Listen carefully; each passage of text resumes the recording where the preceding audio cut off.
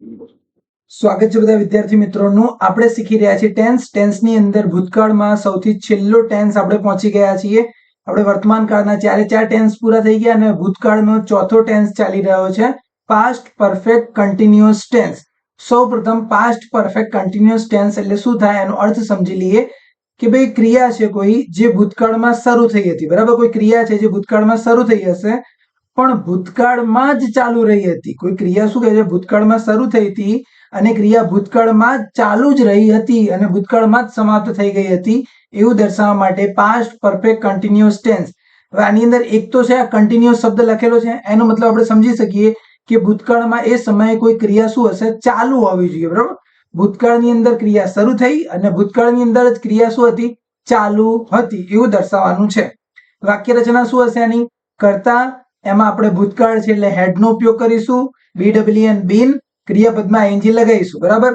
હવે આની અંદર આપણે પ્રશ્નાર્થ, નકાર અને સાદા વાક્યો ત્રણેય પ્રકારના વાક્યો શીખવાના છીએ। સૌપ્રથમ આપણે અહીં આગળ ચાલુ પૂર્ણ ભૂતકાળ, બરાબર? ચાલુ પૂર્ણ ભૂતકાળમાં પહેલું વાક્ય આપણું શી હેડ બીન ઇટિંગ કેક। એનો મતલબ થાય કે તેણીની કેક ખાઈ રહી હતી। ભૂતકાળની વાત છે કે ભૂતકાળમાં એક ટાઈમ એવો હતો કે એ ટાઈમે કેક જ ખાઈ રહી હતી અને કેક ખાવાની ક્રિયા કેવી હતી, ચાલુ જ હતી।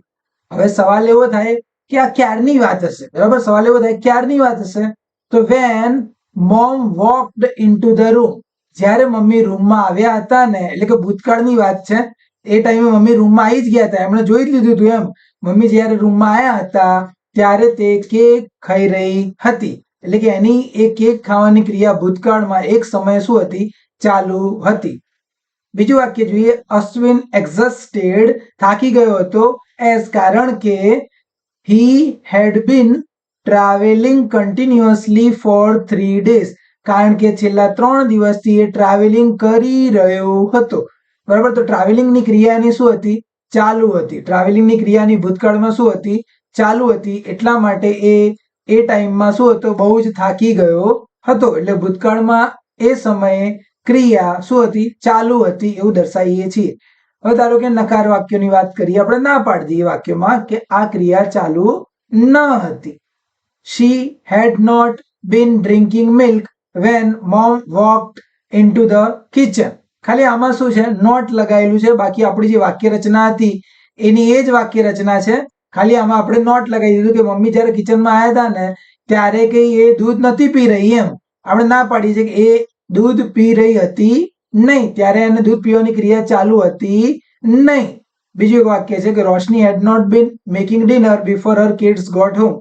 છોકરાઓ ઘરે જ્યાં સુધી પહોંચ્યા નતા ત્યાં સુધી રોશની જે છે એ ડિનર બનાવી રહી હતી નહીં, બરાબર? ખાલી નોટ લખવાથી નહીં થઈ જાય છે, નોટ ના લખ્યું હોય તો એ કામ કરી રહ્યા હતા।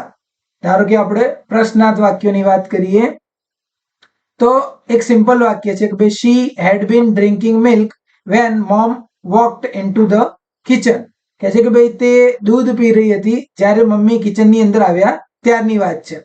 પ્રશ્નાર્થ બનાવીએ તો પ્રશ્નાર્થમાં આપણે ખાલી આ જે હેડ જે છે એને ખાલી શરૂઆતમાં મૂકવાનું તમારે, બરાબર?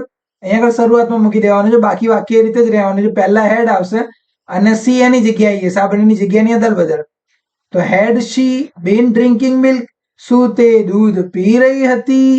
Van mom walked into the kitchen, જ્યારે મમ્મી કિચનમાં આવ્યા ત્યારે શું એ દૂધ પી રહી હતી? તો યસ, શી હેડ, હા તે દૂધ પી રહી હતી। બીજું વાક્ય છે રોશની હેડ બીન making dinner before her kids got home. પ્રશ્નાર્થ બનાવવું છે તો આપણે આ જે હેડ છે એને આપણે શરૂઆતમાં મૂકી દઈશું અને જે કર્તા છે એને હેડની જગ્યાએ લખી નાખીશું, બરાબર? હેડ રોશની બીન મેકિંગ ડિનર, શું રોશની ડિનર બનાવી રહી હતી?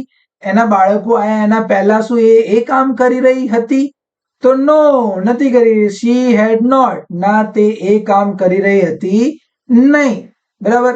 આ રીતે આપણે પાસ્ટ પરફેક્ટ કન્ટિન્યુઅસ ટેન્સ એટલે કે ભાઈ ચાલુ પૂર્ણ ભૂતકાળ કે કોઈ ક્રિયા ભૂતકાળમાં શરૂ થઈ હતી અને ભૂતકાળમાં એ ક્રિયા શું હતી, ચાલુ જ હતી, એવું દર્શાવવા માટે હેડ બીન અને ક્રિયાપદમાં ING નો ઉપયોગ કરીએ છીએ, જે આપણે ઉદાહરણ દ્વારા સમજ્યા કે she had been eating cake, તેણીની કેક ખાઈ રહી હતી, ક્યારે? તો જ્યારે when mom walked into the kitchen, જ્યારે મમ્મી કિચનમાં આવી હતી ત્યારે તેણીની કેક ખાઈ રહી હતી. બરાબર, એટલે કેક ખાવાની ક્રિયા એની ભૂતકાળમાં એ ટાઈમે શરૂ હતી. બરાબર, જ્યારે મમ્મી કિચનમાં આવી હતી. એટલે બંને વાક્યો ભૂતકાળના જ છે, પણ એક વાક્ય શું છે, ચાલુ ભૂતકાળ એવું દર્શાવે છે એમ. તો આ રીતે આપણે અહીંયા આગળ ચાલુ પૂર્ણ ભૂતકાળ સમાપ્ત થાય છે. વિડીયોને લાઈક કરવાનું બાકી જરૂરથી લાઈક કરી દેજો. શીખતા રહીશું, ભણતા રહીશું.